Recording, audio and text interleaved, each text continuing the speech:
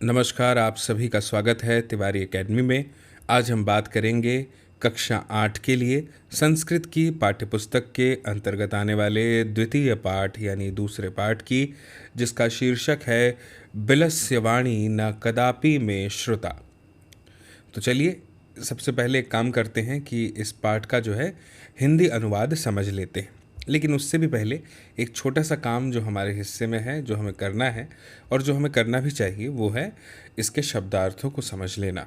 तो सबसे पहले देखिए, लिखा है कस्मिंश्चित, है ना, यानी कस्मिंश्चित इसका अर्थ होता है किसी वन में या जंगल में। फिर लिखा है क्षुधार्थ, इसका अर्थ होता है भूख से व्याकुल, जब भूख लगती है ना, और भोजन न मिले तो भूख से तड़पता हुआ या भूख से व्याकुल। फिर है अंतरे, इसका अर्थ होता है बीच में। निगूढ़ो भूतवा, इसका अर्थ होता है छिपकर। सिंह पद पद्धति, इसका मतलब होता है शेर के पैरों के निशान या शेर के पैरों के चिन्ह। फिर है रवह, इसका मतलब होता है शब्द या आवाज़। यावत तावत मतलब होता है जब तक तब तक या जब तलक तब तलक, ऐसे। समय यानी शर्त, यहाँ पे इसका अर्थ है। बाह्यत, इसका अर्थ है बाहर से। यदि तरही, इसका अर्थ दिया है अगर तो। तच्छ्रुत्वा यानी तत्श्रुत्वा यानी वह सुनकर, ऐसे। फिर अगला शब्द है भय संत्रस्तम नसाम, यानी डरे हुए मन वालों का, यानी भय संत्रस्त मनसाम, ऐसा इसका उच्चारण होना चाहिए। हस्तपादादिका, ठीक है, हस्तपादादिका यानी हाथ पैर आदि से संबंधित। वेपथु यानी कंपन। भोज्यम मतलब होता है भोजन योग्य पदार्थ, जिसे भोजन के रूप में ग्रहण किया जा सके। इसके बाद है सहसा, सहसा का अर्थ होता है एकाएक। इसके बाद है अनागतम, इसका मतलब होता है आने वाले दुख को। फिर है शोच्यते यानी चिंतनीय होता है, ठीक है। फिर है संस्थस्य यानी रहते हुए का या रहते हुए के या रहते हुए की। जरा का मतलब होता है बुढ़ापा। कुरुते या करोति का अर्थ होता है निराकरण, करता है। और बिलस्य मतलब बिल का यानी गुफा का, ठीक है। तो अब जो है हमें यहाँ पे इसका अर्थ देखना चाहिए। यहाँ लिखा है कि ये जो प्रस्तुत पाठ है ये संस्कृत के प्रसिद्ध कथा ग्रंथ पंचतंत्रम के तृतीय तंत्र काकोलिकुयम, है ना, क्या लिखा है, काकोलुकुयम, इससे संकलित है। और पंचतंत्र के मूल लेखक जो हैं वो कौन है, विष्णु शर्मा है। और इसमें कुल 5 खंड है जिन्हें तंत्र कहा गया है। इनमें गद्य पद्य रूप में कथाएं दी गई हैं, जिनके पात्र मुख्यतः पशु और पक्षी होते हैं, ठीक है, यानी पशु पक्षी ही हैं जो इसके कह लीजिए कि मुख्य पात्र होते हैं, ठीक। तो अब मैं आपके सामने जो है इसका अनुवाद प्रस्तुत करता हूँ। अब हमने शब्दार्थ भी देख लिए हैं, तो ध्यान से समझिएगा, एक एक लाइन कहूँगा और फिर आपसे उसका अनुवाद भी कहूँगा। लिखा है कस्मिंश्चित् वने खरन खरह नाम सिंह प्रतिवस्ति स्म, यानी किसी वन में खरन खर नाम का सिंह यानी शेर जो है वो रहता था, है ना। प्रतिवस्ति स्म यानी रहता था, खरन खर नाम का सिंह रहता था। कस्मिंश्चित् वने यानी किसी वन में। इसके बाद लिखा हुआ है क्या कि सह कदाचित इतस्ततः परिभ्रमन् क्षुधार्तः न किंचिदपि आहारम प्राप्तवान, यानी किसी समय भूख से व्याकुल होकर, क्षुधार्थ है ना, व्याकुल होकर के इधर उधर घूमते हुए उसे कुछ भी भोजन प्राप्त नहीं हुआ, है ना। लिखा हुआ है ना, न किंचिदपि आहारम प्राप्तवान, यानी उसे कुछ भी भोजन प्राप्त न हुआ कहीं भी। फिर इसके बाद में लिखा है ततः सूर्यास्त समये एकाम महतीम गुहाम दृष्ट्वा सह अचिंतयत नूनम एतस्याम गुहायाम रात्रो कोऽपि जीवः आगच्छति अतः अत्रैव निगूढ़ो भूत्वा तिष्ठामि इति। अब इसका अर्थ क्या हुआ, इसका अर्थ हुआ कि जब उसे कुछ भी भोजन प्राप्त न हुआ, तब यहाँ पे जैसा कि आपने देखा लिखा हुआ है ना ततः सूर्यास्त समय, यानी तब सूर्य के अस्त होने के समय, यानी जब सूर्य डूब रहा होता है, सांझ आ रही होती है, लिखा है एकाम महती गुहाम दृष्टवा सः, है ना, यानी कि एक विशाल गुफा को उसने देखा। और फिर क्या लिखा है, सह अचिंत्यत, वह सोचने लगा। क्या सोचने लगा, नूनम एतस्याम गुहायाम, यानी निश्चित रूप से इस गुफा में रात्रौ को अपि जीवः आगच्छति, यानी रात में कोई प्राणी आता है, कोई जीव आता है। फिर वो कहता है अतः अत्रैव निगूढ़ो भूत्वा तिष्ठामीति, यानी अतः यहाँ पर ही मैं छिपकर बैठता हूँ। ऐसा सोचा कि अगर कोई आएगा तो फिर उसका शिकार कर लूँगा, है ना। आगे लिखा है एतस्मिन् अंतरे गुहायाः स्वामी दधिपुच्छः नामकः शृगालः समागच्छत्। और उसी समय क्या होता है, वहाँ पे इसी बीच गुफा का जो मालिक है, जिसका नाम क्या है, दधिपुच्छ, और वो है कौन, वाकई में एक शृगाल है। शृगाल मतलब होता है गीदड़, है ना, वो वहाँ पे आ जाता है, लिखा है ना समागच्छत। इसके बाद है सच यावत पश्यति तावत सिंह पद पद्धति गुहायाम प्रविष्टा दृश्यते। और क्या लिखा हुआ है यहाँ पे, उसके बाद लिखा है न च बहिरागता, यानी जैसे ही वह देखता है, सच यावत पश्यति, वैसे ही शेर के पंजों के निशान गुफा में उसको जाते हुए दिखाई पड़ते हैं। सिंह पद पद्धति गुहायाम प्रविष्टो दृश्यते, है ना।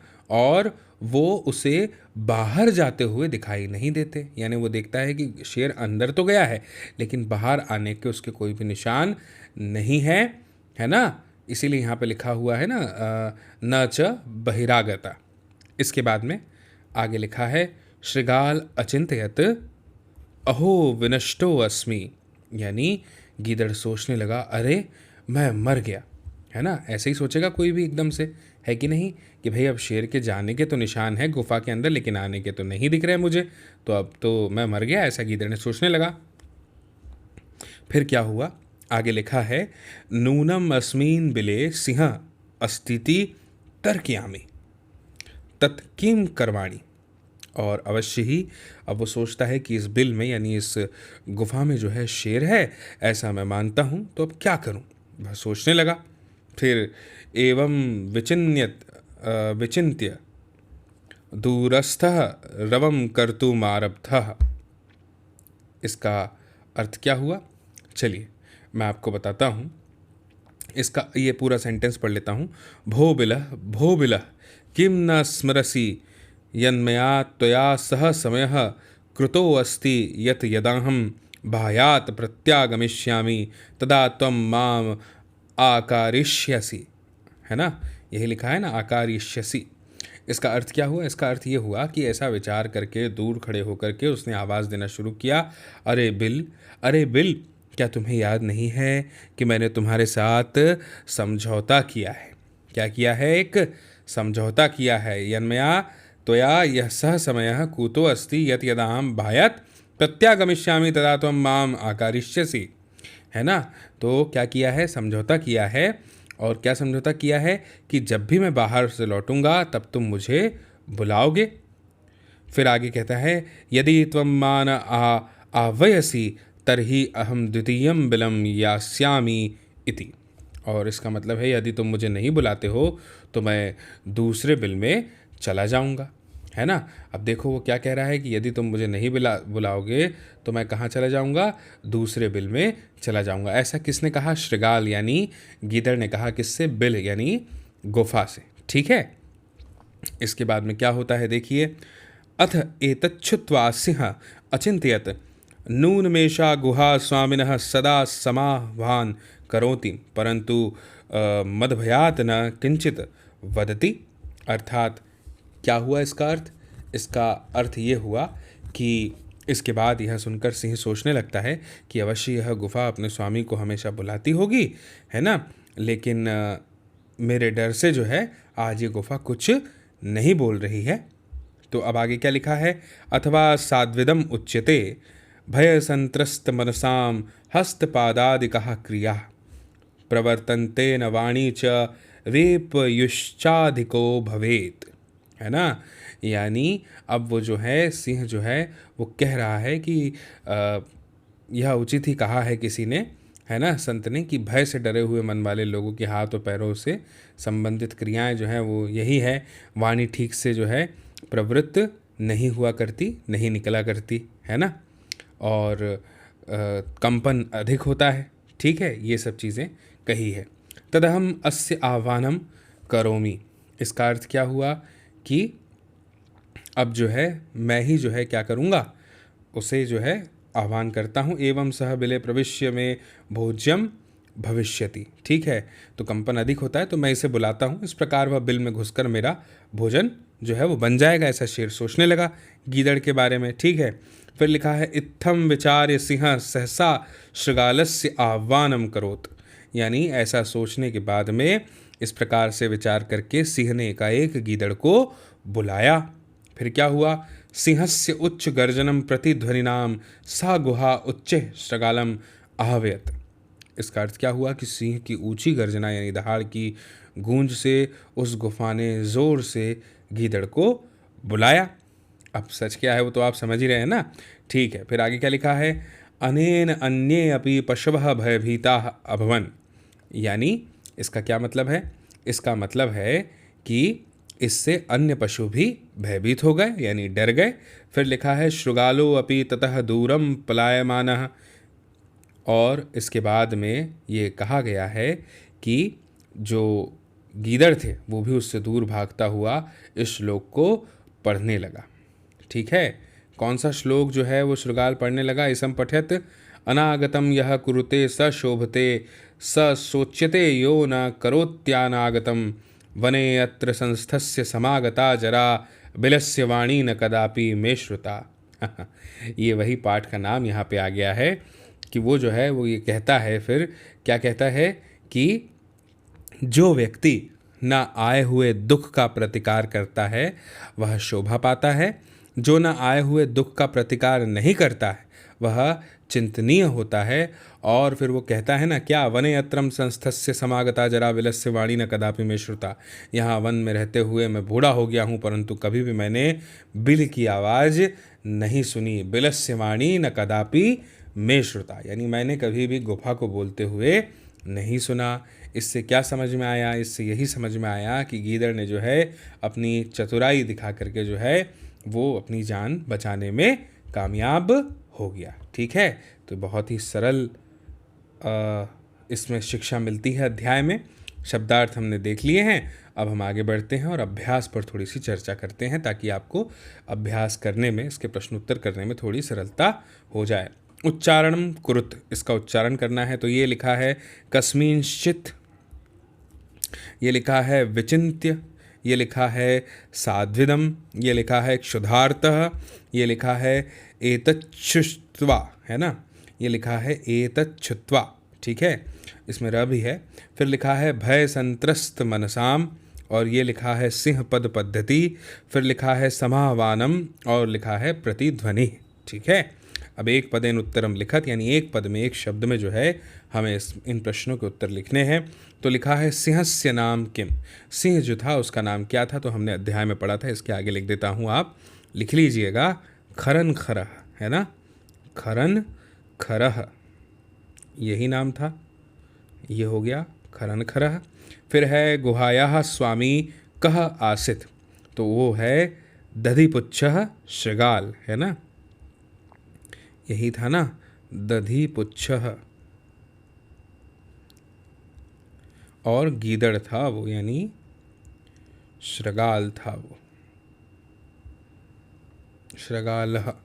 ठीक, फिर लिखा है सिंह कस्मीन समय गुहायाम समीपे आगत, यानी सिंह कौन से समय पे गुफा के समीप आ गया, तो आप लिखेंगे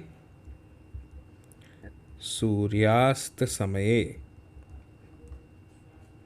सूर्यास्त समय। इसके बाद में लिखा हुआ है हस्तपादादिकः क्रियाः केशाम न प्रवर्तन्ते।